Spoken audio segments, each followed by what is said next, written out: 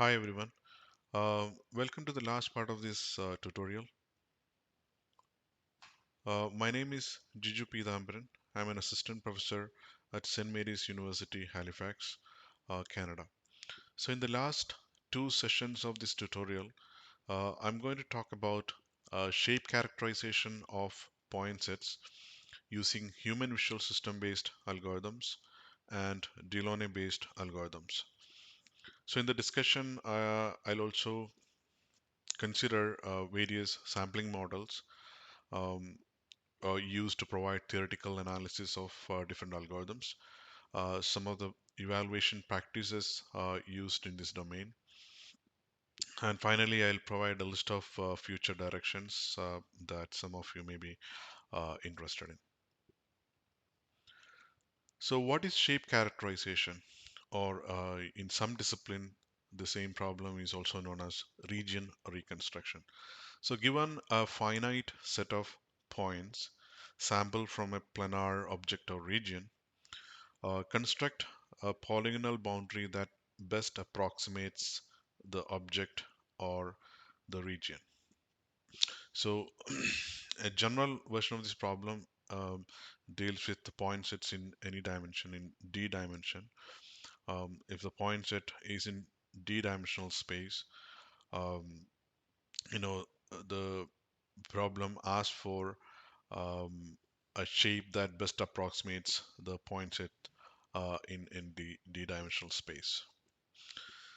So depending on the discipline, inputs to this problem are known by different names. In computer vision, inputs are referred to as dot patterns, which could be a group of pixels. And in some disciplines like graphics or computational geometry, uh, inputs are referred to as area samples or object samples.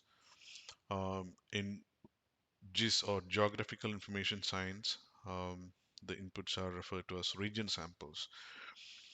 So typical outputs of this problem um, commonly use we commonly use polygons to approximate the boundary of the shape. In some algorithms use graphs to characterize the shape. So in the previous sessions, Stefan and Amal provided a detailed discussion on curve reconstruction. So in that problem, we consider the points sampled on the boundary of an object.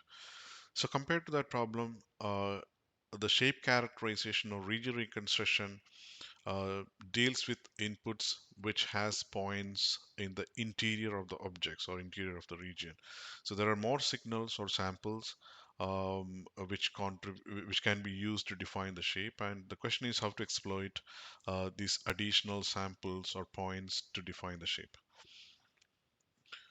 Now, there are many applications for the region reconstruction or shape characterization problem.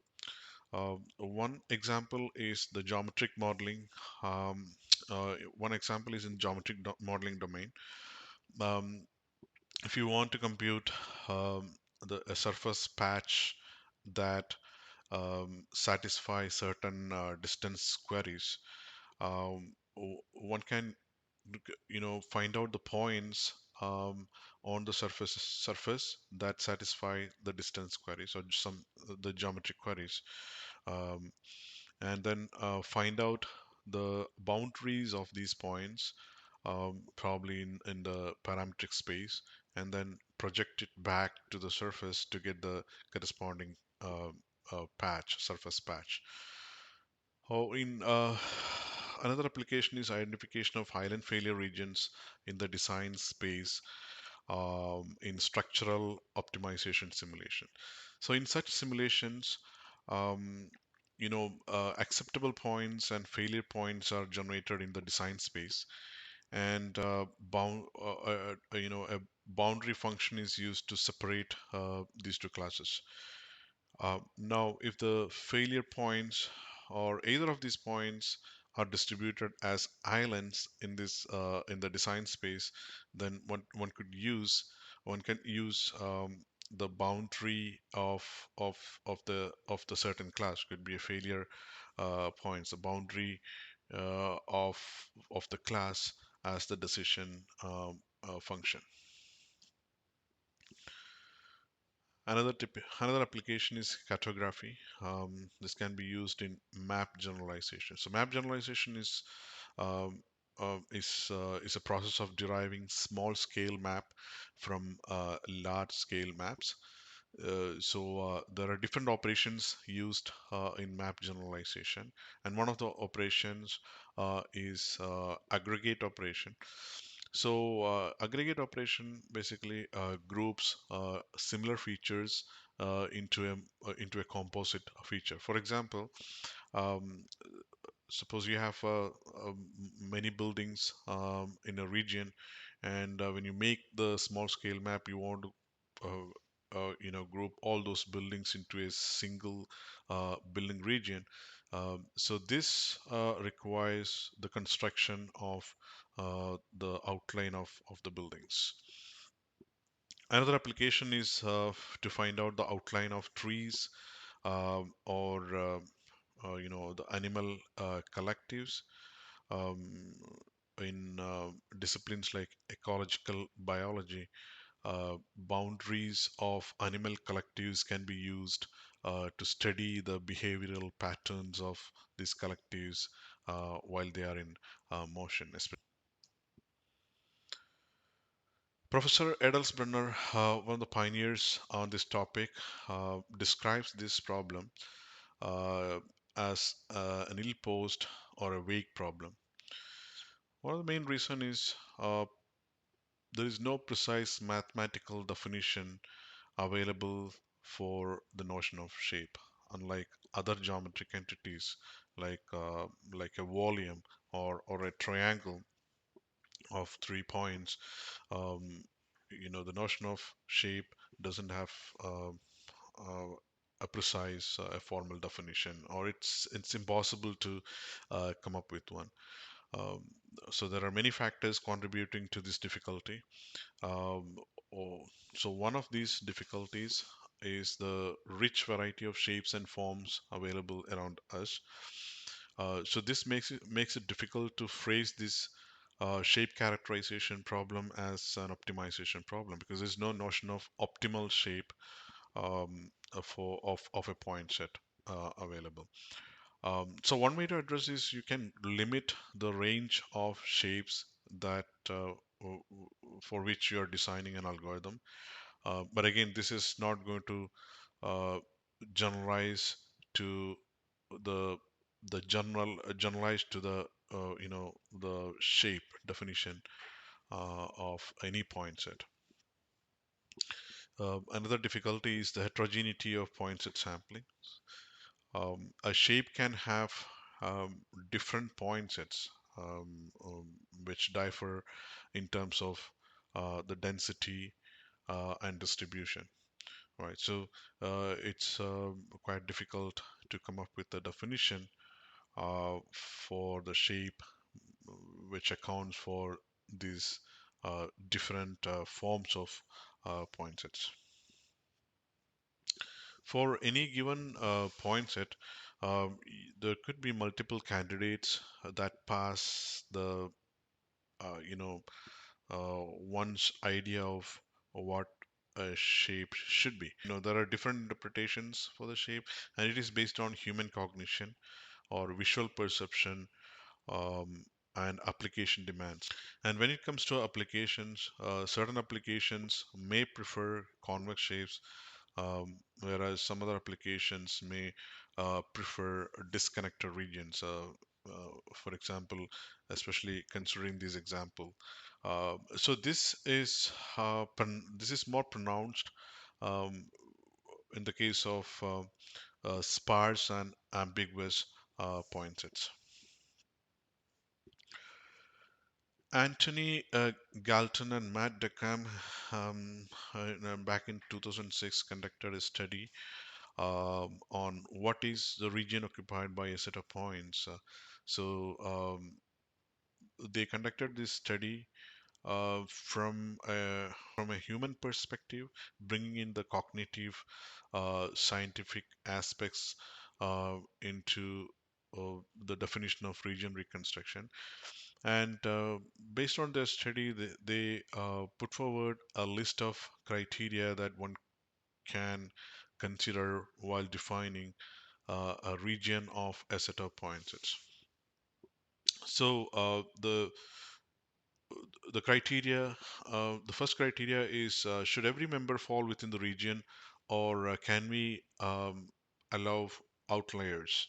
So if you allow outliers, you can come up with a different shape, and if you want to um, include all the members, all the member points within the region, then you're getting a different shape here. So another criteria that one can consider is should any points fall on the boundary, or they must fall in the interior. Whether you want all the points to be in the interior of your shape, or can some points lie on the boundary. Another consideration is whether the whether the boundary should be a polygon, a closed polygon, or can it be a smooth closed curve? Whether the polygon be a simple polygon, or can we allow junction points in the shape?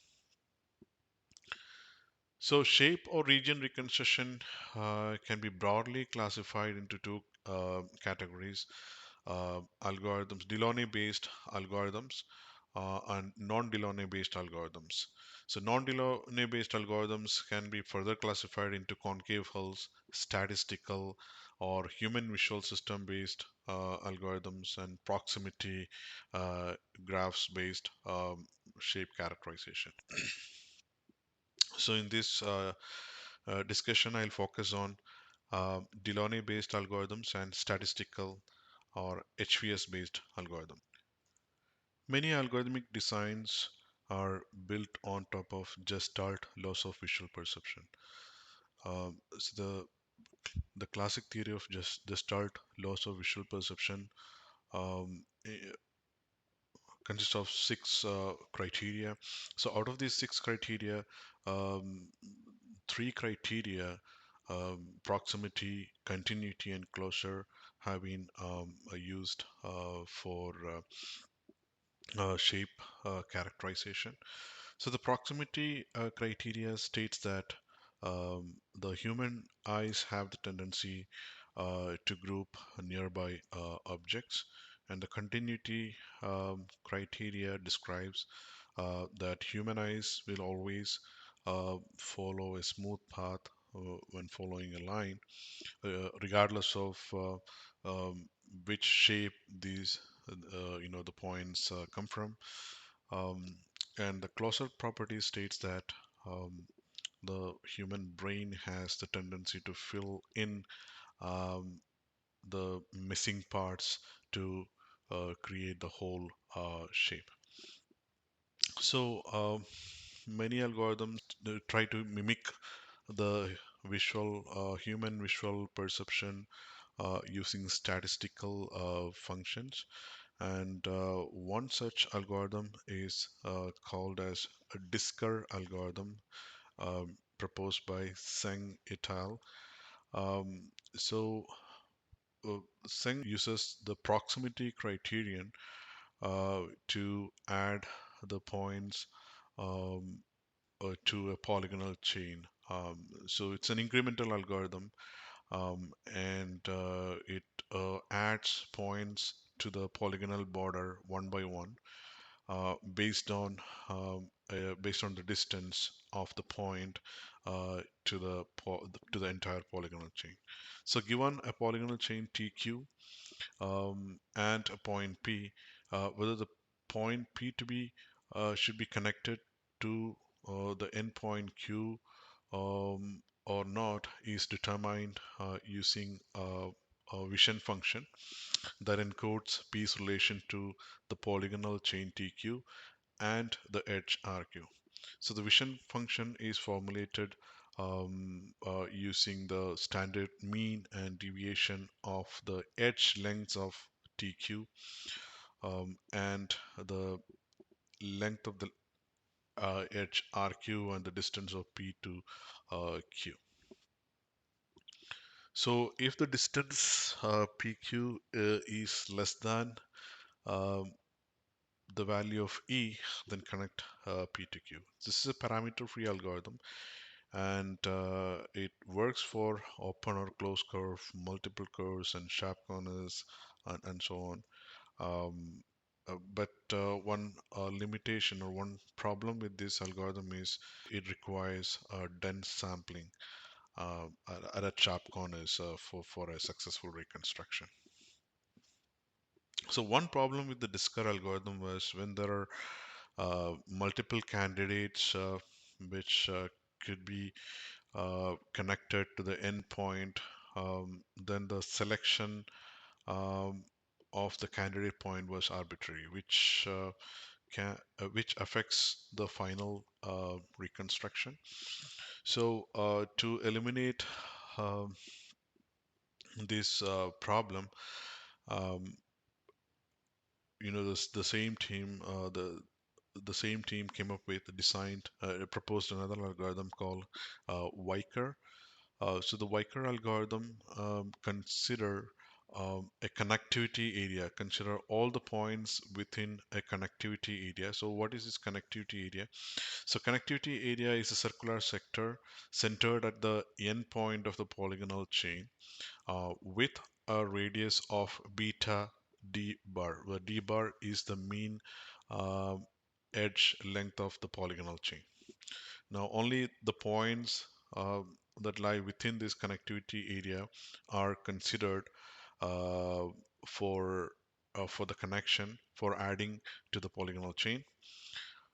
And the vision function, and they formulated a vision function that encodes the proximity and continuity. So proximity um, captures the distance of the point uh, to the endpoint of the polygonal chain, and the continuity captures the smoothness of the polygonal chain after the point is connected to the chain.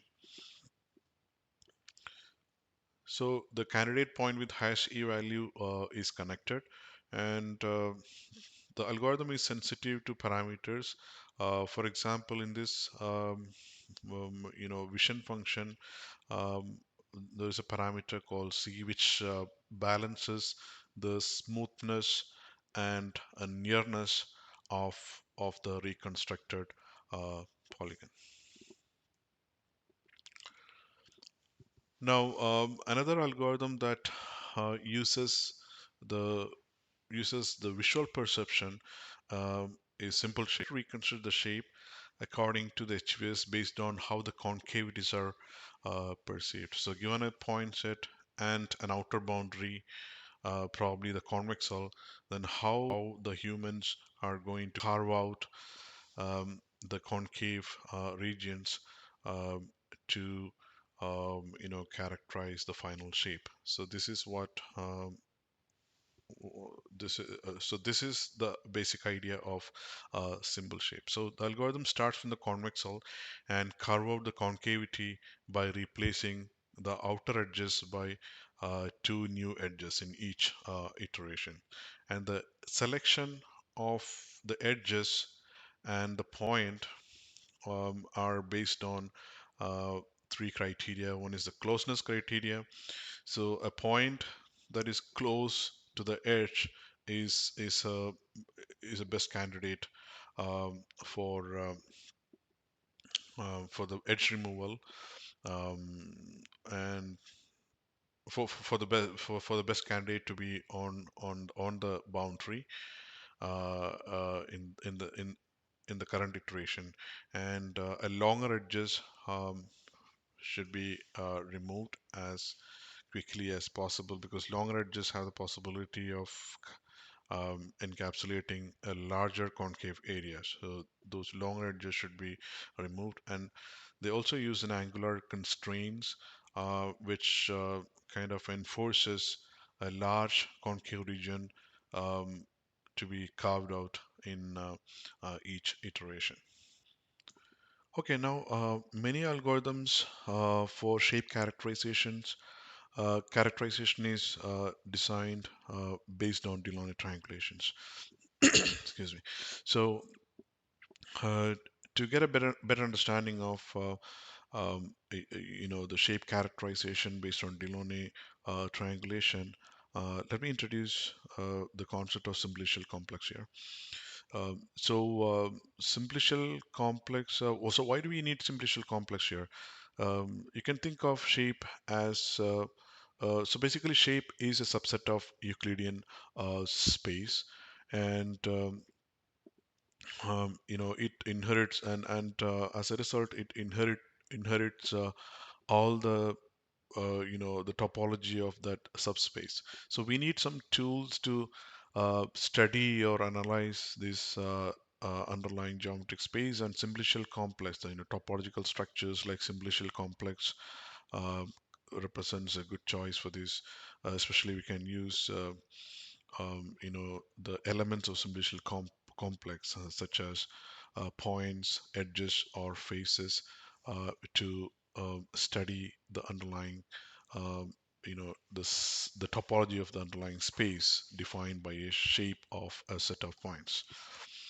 Okay, so for that, what is simplicial complex? So before I define the simplicial complex, let me uh, uh, define what a K-simplex is. So K-simplex is a non-degenerate convex hull of K plus one geometrically distinct points in D-dimensional space where the K is less than or equal to the dimensions. So for example, um,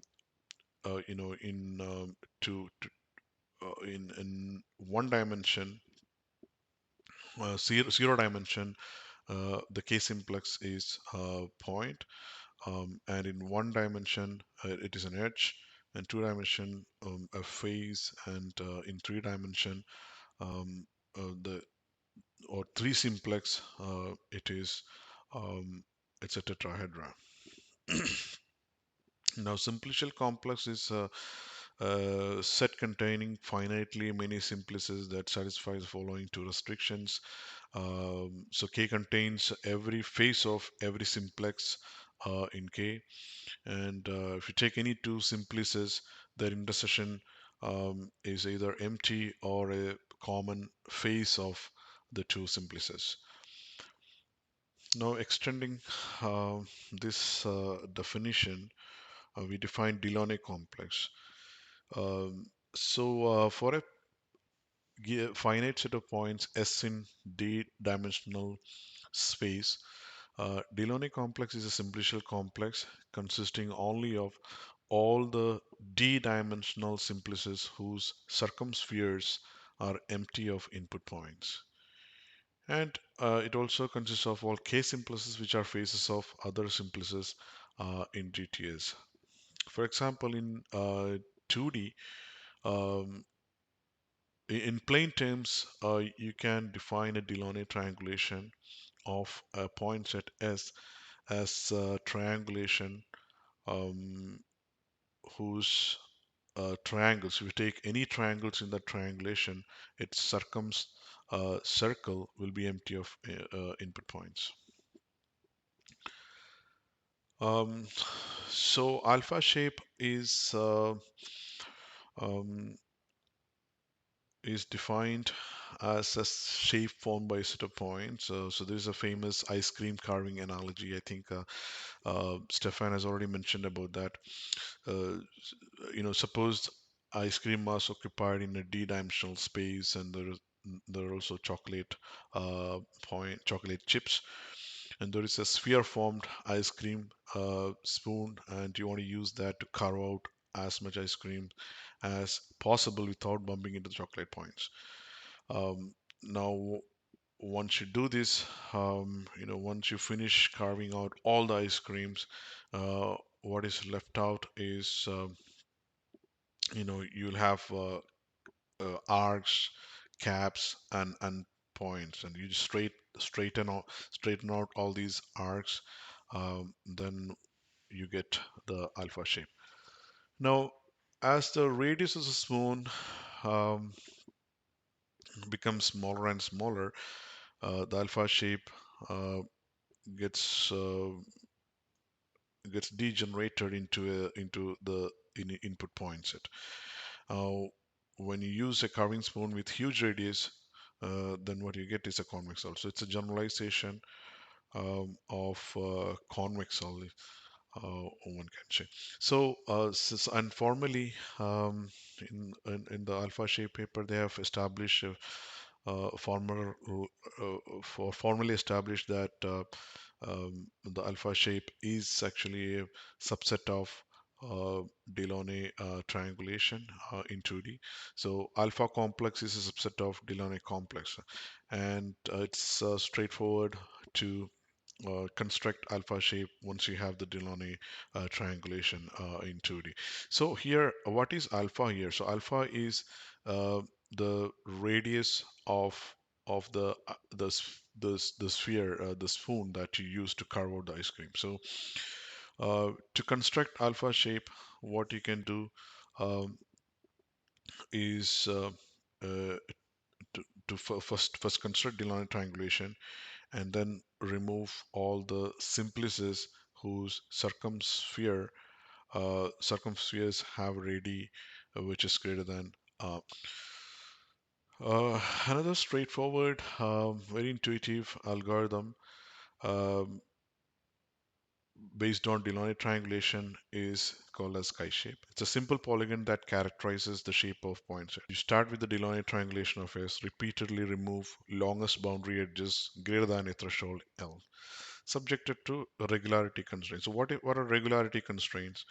So when you remove an edge, should make sure that it that removal does not uh, generate or lead to junction points or dangling edges.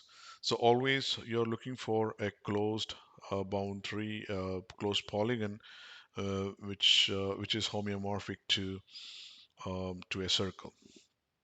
So it generates a regular polygon that contains S. Now the question is how to select, and they define what is called as lambda p. So lambda p is one if the threshold is greater than or equal to the maximum edge length of the Delaunay triangulation, and lambda p is 0 if the threshold is less than the minimum edge length of Delaunay triangulation. And if L lies between min p and max p, then you normalize that value and to 0 to a value which lies between 0 and 1. Now, what constitutes a good lambda p?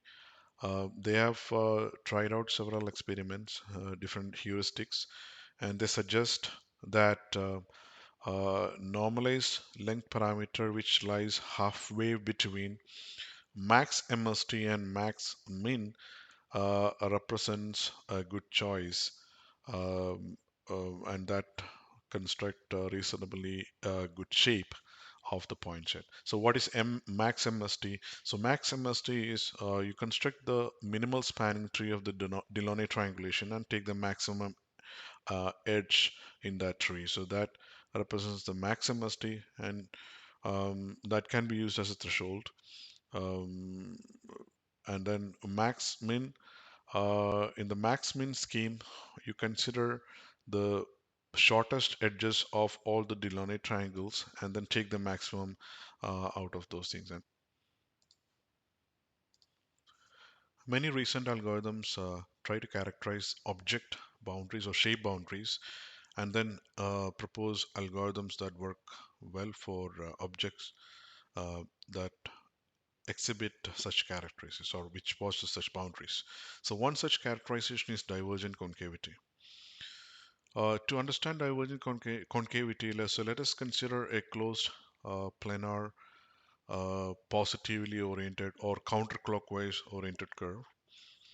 So inflection points on this curve are the points where the curvature is 0. The portion of the curve with negative curvature is the concave portion of this curve, and the portion of the curve with curvature, that is k greater than 0, is the convex portion of this curve. So the concave portion is highlighted using green color, and the concave portion exists within the inflection points. Um, and a bitangent is a tangent that touches the curve at two different points, and the points at which the bitangent touches um, the curve are called as bitangent points. Now, um, what is done in divergent concavity is um, basically the authors extend the concave portion um, until the bitangent point. So it extends from the inflection points to the bitangent points, and then characterize that region or that portion of the curve as pseudo concave, uh, pseudo concave portion of the region, uh, pseudo concave portion of the curve, and the entire region, that packet, um, and the entire region that is called as the pseudo concavity. The external bitangents are bitangents that are a part of the convexal of the shape. As you can see, the uh, red one here represents an extremal bitangent. So the divergent concavity is characterized using the exterior medial balls. So a medial ball is a maximal empty ball that touches the curve or the boundary at two or more points. And these balls are centered at the medial axis. Okay, so what is a divergent pseudoconcavity? So when you take a pseudoconcavity, and when you roll the medial balls from one end to the extremal bitangent end in a pseudoconcavity, and if the radii of those medial balls monotonically increases, then that pseudoconcavity is uh, called as divergent pseudoconcavity. Um, Now on the right you can see, on the left is a curve with divergent pseudoconcavities. All the pseudoconcavities are divergent. On the right you can see concavities which are non-divergent. If a curve has all its pseudoconcavities divergent, then the curve is referred to as a divergent curve. Now, what are the implications of divergent concavity? So, when you sample the points from a divergent concave curve and construct the Delaunay triangulation of that of that point set, then what you can observe is the triangles in the divergent concave region um, are obtuse with its longest edge facing towards the extremal bitangent point. So this immediately um, gives a criteria to carve out all those triangles in the pseudoconcavities. So building on top of this characterization, we define what is called as relaxed Gabriel graph. So relaxed Gabriel graph consists of all Gabriel edges and a few non-Gabriel edges. So what is a Gabriel edge? As I think Stefan has already explained this. So Gabriel edges are the edges of Delaunay triangulation, um, which whose diametric circles are empty of any input points. So in the relaxed Gabriel graph, it consists of all the Gabriel edges and few non-Gabriel edges. So point set relaxed Gabriel graph of a point set retains a non-Gabriel edge PQ of the Delaunay corresponding Delaunay triangulation if it satisfies either of the following. Either the circumcenter of the Delaunay triangle um, PQR, for which PQ is the characteristic edge, lies internal to the boundary of RGG. or a removal of PQ violates the regularity in RGG of S. So, relaxed Gabriel graph algorithm, um, it ordered the boundary triangles based on their circumradius. We use a priority queue to order the boundary triangles uh, based on their the triangle with the largest circumradius will be on the top, and the boundary triangles with the smaller circumradius will be in the nodes towards the leaf nodes of the tree.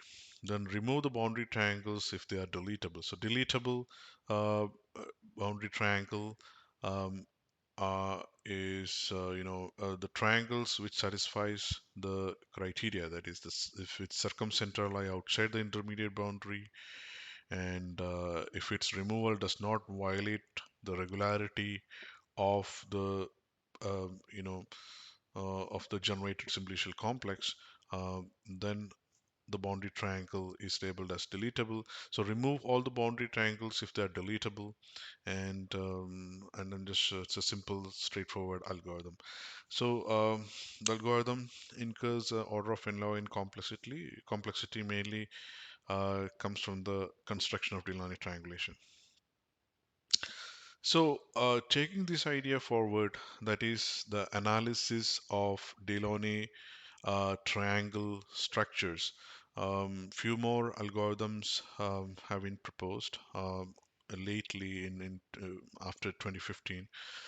So one algorithm that follows this line is called as EC shape. Um, so EC shape uses circle constraints um, while removing the triangles or edges from the Delaunay triangulation.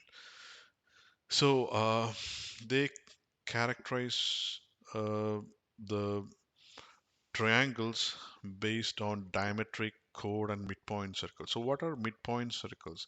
For an edge in the Delaunay triangulation, a midpoint circle is a circle um, that has its midpoint, uh, that has its center uh, coinciding with the midpoint of the edge. And a chord circle of an edge E is a circle which has the E as its chord. A diametric circle is a midpoint circle which goes through the endpoints of the edge. So if these one of these circles are empty, um, and the removal, sorry, if one of these circles, for every edge, if one of these circles are non-empty, and the removal of that edge mm, does not violate the regularity of the remaining triangulation, then the edge is removed. So remove the exterior edges if it satisfies the circle constraints and regularity constraint. So this is an illustration. First, you construct the Delaunay triangulation, and then check for non-empty diametric circle for each edge. And if you find um, the edge has a non-empty diametric circle, so this is a case where empty diametric circle and non-empty chord circles. So here all the circles are empty. So that's a termination criteria. Another algorithm in this direction is CT shape. So CT shape um, uses coordinated triangles and skinny triangles for the removal. So what is a coordinated triangle? A coordinated triangle is if two neighboring triangles, you take any two neighboring triangles, and if the circumcenters of these neighboring triangles lie on the same half plane made by the shade edge, then those triangles are um, classified as coordinated triangles. What is a skinny triangle? Skinny triangles are non-obtuse triangles with its base less than the distance between its circumcenter and incenter. So these are very skinny. So when this condition is met, it appears to be a long and skinny triangle. Then the third condition that is imposed is for vertices with degree greater than 2. All the vertices should have a degree which is equal to 2. So the construction process proceeds as follows. Mark all the shared edges of the coordinated triangles. Um, then two longer edges of the skinny triangles. As you can see in the cyan, all the shared edges are marked in cyan color, and the two longer edges of the skinny triangles are marked in red color. So then I create a graph consisting of only all the unmarked edges. So essentially the idea is um, you knock off all the shared edges of the coordinate triangles and the longer edges of skinny triangles, and then create a new graph, um, which consists only of the unmarked edges, and then apply the degree constraints, and that's how you get the final shape. So theoretical guarantees are provided under R sampling. So what? So some of the sampling models used in this domain, these are straightforward, simple sampling models just to analyze the behavior of algorithms. One well-known sampling model is R sampling. A point set S sampled from an object O is said to be R sample if every pair of adjacent boundary samples P and Q uh, lies at a distance of at most 2 hours. If the points are from the boundary, then these points lies at a distance of a maximum of 2 hours. And every interior samples, each pair of interior samples you take, they lies at a minimum distance of 2 hours. So this sampling model has been used in relaxed Gabriel graph or EC shape or CT shape. Coming to the evaluation practices, a widely used criteria is L2 error norm. So L2 error norm measures the deviation between the ground truth shape and the reconstructed shape. So as a L2 error norm, it tends to 0. Both the areas are equal and the boundaries are structurally alike. Most of the evaluation relies on qualitative analysis, visual comparison of the results generated by various algorithms. So in the evaluation, um, mm, or in the analysis, we look for how well the algorithm performs for simple closed curves or multiple components, and whether the algorithm is capable of uh, detecting holes in the point set, how robust is this algorithm um, to outliers, and whether the sharp corners are reconstructed or not.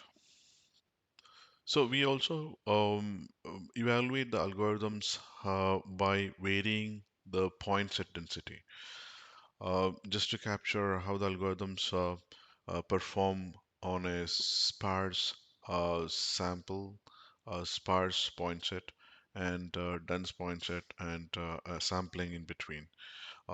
Again, the metric used to um, quantify the error between the original or the ground truth and the reconstructed shape is L2 error norm. Another common practice is to test the algorithm on various spatial distributions. Vary the spatial distributions. So there are two aspects that we consider. Um, either you can vary the points on the boundary, or vary the distributions in the interior. So based on that, there are different classes, whether you go with dense boundary samples and dense interior samples. When both boundary and the interior both are dense, how well the algorithm perform.